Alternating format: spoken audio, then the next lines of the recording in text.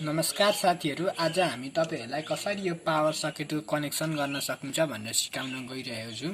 यहाँ हेर्नु होला, हामीसँग एउटा पावर सकेट छ। यहाँ हेर्न सक्नुहुन्छ। यो दुईटा तार भनेको यो दुईटा रातो रातो तार छ। यो तार भनेको इन्डिकेटरको तार हो। यो इन्डिकेटरको तारको नि वायर निकाल्नु होला हजुरहरुले। मैले यहाँ निकालेको छ। इन्डिकेटरको तार निकाल्नु होला। सुरुमा हामीले यो फेस जम्प गराउनु पर्ने हुनेछ। फेस जम्प गराउनको लागि चाहिँ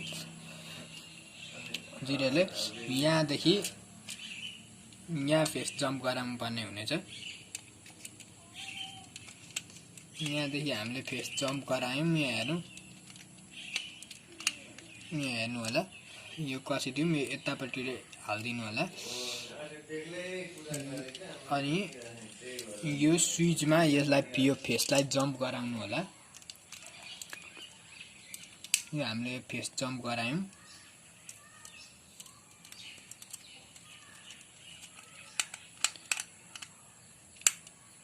यहाँ हेर्नु होला, हाम्रो यति कनेक्सन भइसक्यो। यो लुज भएछ। यो हजुरहरुले यसरी यो लुज नछोड्नु होला। मेरो पनि यो लुज भएछ। हजुरहरुले यो लुज छाड्नु भयो भने चाहिँ हजुरहरुको घरमा सर्ट हुने चान्सेस धेरै नै हुन्छ। लुज नछाड्नु होला, टाइट राख्नु होला।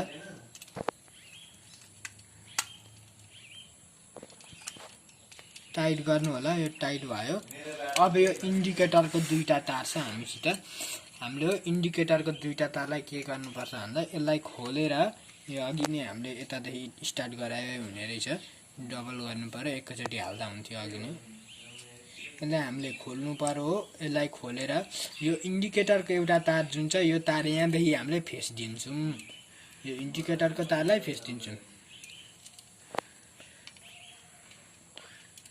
अलिक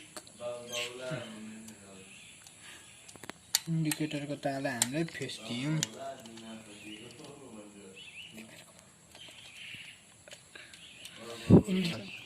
साथीहरु, हामीले यहाँ फेस जम्प गराएको छौं। यो फेस जम्प गराएकोदेखि हामीले इन्डिकेटरलाई दुईटा फेस र न्युट्रल चाहिनेछ। एउटा फेस दिइसकेको छौं। अब हामीले न्युट्रल दिनुपर्ने हुनेछ।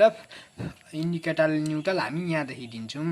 यो हामीले यो एकछिनको लागि यो मुनि राखौं। यसको यो कभर निकाल्यौं। अब यो कभरलाई हजुरले परदेखि कनेक्सन गरेको दुईटा तार, जुन यो दुईटा तार छ हो त्यो यहाँ छिराउनु होला। सुरुमै छिराउनु होला। अनि यो दुईटा तार छिराएपछि एउटा तार यो यसरी यहाँ तार छिराउनु होला यो यसको कभरदेखि।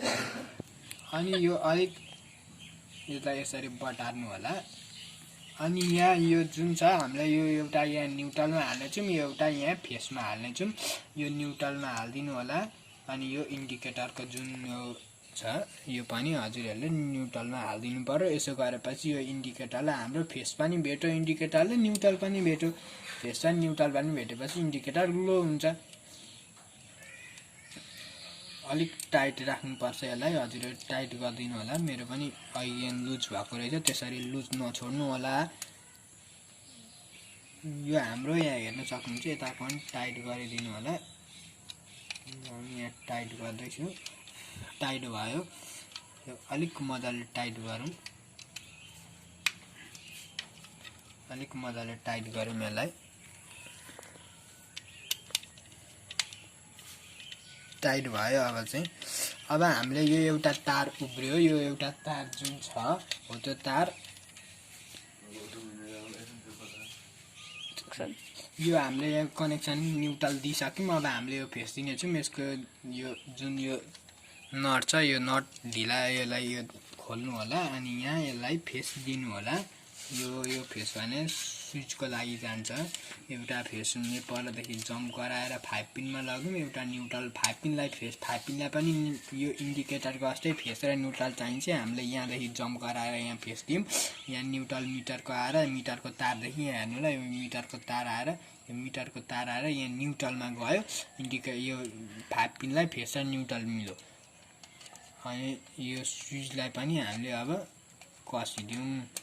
फेस ल्याएर हजुरहरूको घरमा यदि अर्थिङको कनेक्सन छ भने अर्थिङको तार पनि निकालेको छ भने यो एउटा यो देख्न सक्नुहुन्छ यो 5 पिनको यो दुईटा त हामीले एउटा फेस एउटा र न्युट्रलमा हालिहाल्यौँ यो एउटा तार उब्रेको छ यो एउटा तार न्युट्रलमा हालिदिनु होला न्युट्रलको यदि हजुरहरूको घरमा यो अर्थिङको कनेक्सन छ भने न्युट्रल त्यहाँ अर्थिङको तार हाल्न त्यहाँ राम्रो हुन्छ डेन्जर हुँदैन अर्थिङको तार हाल्दा यो यसलाई यता कसिदिनु होला अनि जम्मै एकचोटि यो जम्मै हेर्नु होला कहीँ हजुरहरूको कनेक्सन गरेको कहीँ नट ढिला पो छ कि छैन भनेर हेर्नु होला एकचोटि यहाँ हामीले यो कसिदियौँ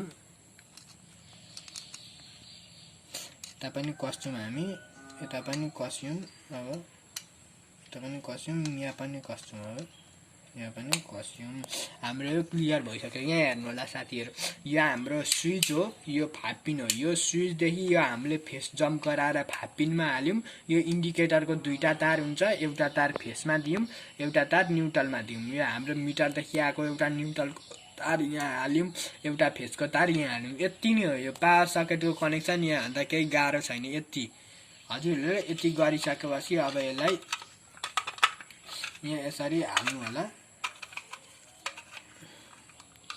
अब एउटा स्क्रुप लिनु होला कालो खाले स्क्रुप सानो खाले यस्तो खाले यहाँ हेर्नु होला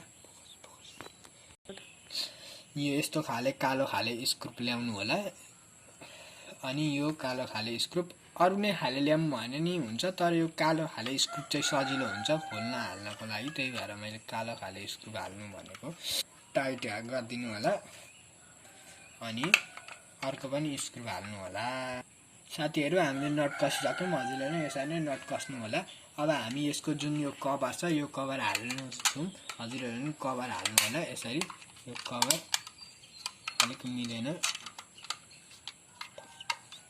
यसरी हामीले यसको यो त्यो कनेक्सन यो फिट गरिसक्यौँ कभर फिट गरिसक्यौँ अब हामी यसलाई यो स्विच अन गरेर हजुरहरूलाई देखाउने छौँ यहाँ स्विच अब हामी अन गरेर हजुरहरूलाई देखाउने छौँ यहाँ इन्डिकेटर ग्लो हुन्छ कि हुँदैन यो अहिले अफ भएको छ यहाँ हेर्नु होला इन्डिकेटर हाम्रो ग्लो भएको छ यहाँ हेर्न सक्नुहुन्छ अब हामीले अफ गरिदिउँ अफ भयो हेर्न सक्नुहुन्छ साथीहरू हजुरले पनि यसरी नै सजिलै तरिकाले आफ्नो घरमा यो पावर सकेट फिट गर्न सक्नुहुन्छ हामीले यो यहाँ वालमा ठोकिँदा पनि हजुरहरूले यहाँ वालमा वाल काटी ल्याएर यहाँ वालमा पनि ठोक्न सक्नुहुन्छ यसरी हजुरहरूले यसरी सजिलै तरिकाले आफ्नै घरमा आफैले यसरी पावर सकेटको कनेक्सन गर्न सक्नुहुन्छ यदि हजुरहरूलाई आजको भिडियो राम्रो लाग्यो भने भिडियोलाई लाइक कमेन्ट शेयर सब्स्क्राइब गर्न नभुल्नु होला धन्यवाद साथीहरू